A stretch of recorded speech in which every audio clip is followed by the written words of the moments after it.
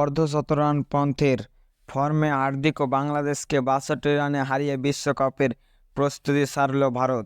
টি-20 বিশ্বকাপের একমাত্র প্রস্তুতি ম্যাচে বাংলাদেশকে হারালো ভারত।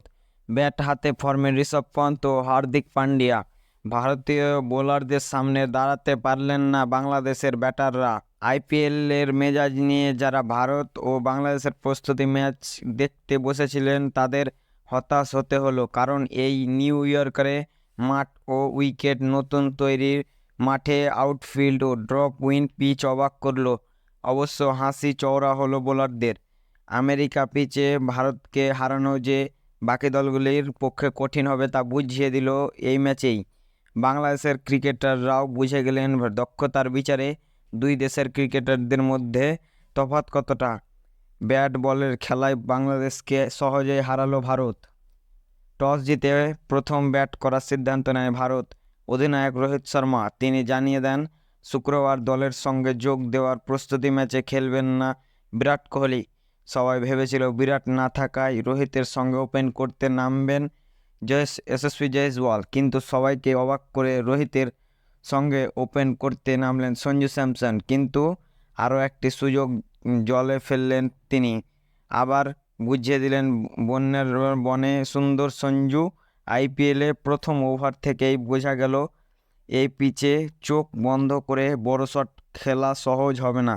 রান করার জন্য দক্ষতা প্রয়োজন। বাঁহাতি শরীফুল ইসলামের কিছু বল পিচে পরে লাফাচ্ছিল, কিছু বল আবার থমকে আসছিল। স্পঞ্জ বাউন্স দেখা যাচ্ছিল। অ্যাডিলেডের তৈরি পিচ বক্সে করে এনে বসানো হয়েছে। নিউ ইয়র্কের নাসাই কাউন্টি স্টেডিয়ামে বক্সগুলো আলাদা থাকায় বসানোর পরেই কিছু জায়গা উঁচু নিচু থাকতে সেখানে বল পড়লে অন্য রকমের ছবি দেখা যাচ্ছিল, ফলে শট খেলা সহজ হচ্ছিল না ব্যাটারদের। বোলারদের সাহায্যে করছিল আউটফিল্ড, বল পড়ে গড়াচ্ছিল না। বোঝা যাচ্ছিল এই বিশ্বকাপে রান করার জন্য বড় শটের পাশাপাশি দৌড়েও রান করতে হবে ব্যাটারদের। শরীফুলের বলে 1 রান করেন আউট হন সঞ্জু স্যামসন। 3 নম্বরে ব্যাট করতে নামেন ঋষভ পন্থ। রোহিত ও পন্থের জুটি ভারতের রান এগিয়ে যেতে থাকেন। কয়েকটি বড় শট খেলে 23 রান করে আউট হন রোহিত শর্মা। গাড়ির দুর্ঘটনায় পড়ে চোট সারিয়ে ফিরে এই প্রথম দেশের জার্সিতে নামলেন পন্থ। প্রথম ম্যাচেই বুঝিয়ে দিলেন এই দলে কতটা গুরুত্বপূর্ণ ক্রিকেটার তিনি। যে পিচে বাকিরা শট খেলতে সমস্যায় পড়লেন সেই পিচে পন্থ 200-র বেশি স্ট্রাইক রেটে রান করলেন, উইকেটের চারিদিকে শট খেললেন। 32 বলে 53 রান করে অবসর আউট হন তিনি। সঞ্জুর মতো আইপিএলে নজর কাড়া আর এক ব্যাটার ব্যর্থ হলেন এই ম্যাচে। শিবম দুবে 5 নম্বরে নেমে 16 বলে 14 রান করেন ফিরলেন। দেখে বোঝা যাচ্ছিল ব্যাটে বলে লাগাতে সমস্যা হচ্ছে তার। সূর্যকুমার যাদব বেশ কয়েকটি ভালো শট খেলেন। 18 বলে তিনি 31 রান করেন, আউট হয়ে যান। আইপিএলে সে রকম খেলতে না পারলেও ভারতীয় জার্সিতে ফিরে ভালো দেখালো হার্দিক পান্ডিয়াকে। তানভীর ইসলামের 1 ওভারে পরপর 3 বলে 3টি ছক্কা মারেন তিনি হার্দিক পান্ডিয়া। 23 বলে 40 রান করে অপরাজিত থাকেন হার্দিক। রবীন্দ্র জাডেজা 4 রান করেন। 20 ওভারে 5 উইকেট হারিয়ে 182 রান করে ভারত। বাংলাদেশের অভিজ্ঞ সাকিব আল হাসানও 4 ওভারে দেন 47 রান। তবে নজর কাড়লেন শরীফুল, তার পেস বাউন্স সমস্যায় ফেলল ভারতীয়দের ব্যাটারদের। 183 রান তাড়া করা যে বাংলাদেশের পক্ষে সহজ হবে না তা প্রথম ওভারেই বুঝিয়ে দিলেন আর্শদীপ সিং।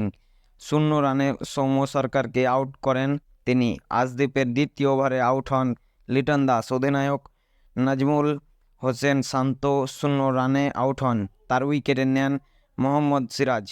বাংলাদেশের ব্যাটারদের দেখে মনে হচ্ছিল তারা পরিস্থিতি অনুযায়ী খেলছেন না। ভারতীয় ব্যাটারদের দেখে কোনো শিক্ষা নেননি, নইলে যে পিচে অসমান বাউন্স সেই পিচে একের পর এক বাজে শট খেলে আউট হতেন না তারা। তানজিদ হাসান ও তৌহিদ হৃদয় কিছুটা ইনিংস গড়ার চেষ্টা করলেও বেশিক্ষণ টিকতে পারেননি। 41 রানে 5 উইকেট পড়ে যায় বাংলাদেশের। রানের গতি খুব কম ছিল। বাংলাদেশের দুই অভিজ্ঞ ব্যাটার সাকিব ও মোহাম্মদুল্লাহ ইনিংস গড়ার চেষ্টা করলেও দ্রুত রান তুলতে পারছিলেন না তারা। হার্দিকের ওভারে হাত খোলেন মোহাম্মদুল্লাহ, কয়েকটি বড় শট মারেন তিনি, কিন্তু ততক্ষণে জরুরি রান রেট অনেক বেড়ে গিয়েছিল। 50 রানে জুটি বাঁধেন দুই ব্যাটার। বাকি সময়টা প্রস্তুতি সারলেন সাকিব ও মোহাম্মদুল্লাহ। তাদের দেখে একবারও মনে হয়নি জেতার চেষ্টা করছেন। বুমরার বলে 28 রান করে আউট হন সাকিবুল হাসান।